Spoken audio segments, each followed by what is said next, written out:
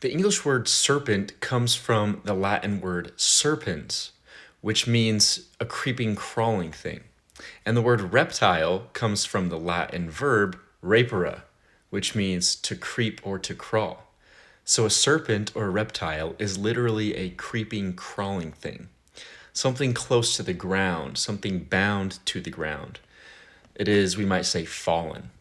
This is one of the many reasons why the devil is depicted as a serpent or a dragon in the Old and New Testaments.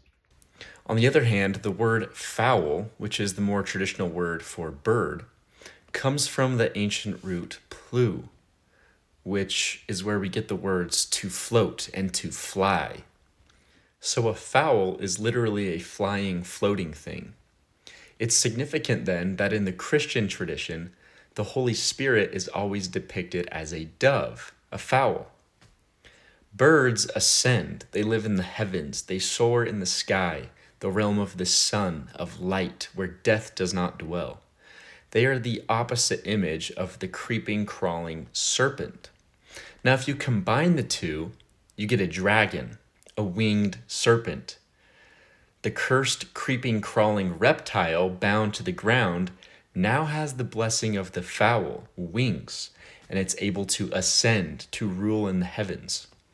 This makes the dragon the perfect symbol of a usurper, a being that defies nature, seeks the throne in heaven, and imitates divinity without actually being divine. It's an aggressive, deceitful serpent posing as a heavenly flying fowl.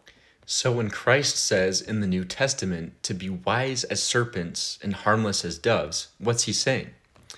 He's saying to understand the ways of the world, to be perceptive and discerning, to know how the enemy thinks, how the serpent moves. Don't be naive, be aware of the serpent, its manipulation and deception, but don't become the serpent. Understand it, but then choose to be harmless as a dove. Choose innocence and purity and gentleness. Walk through the world of serpents, but don't become one.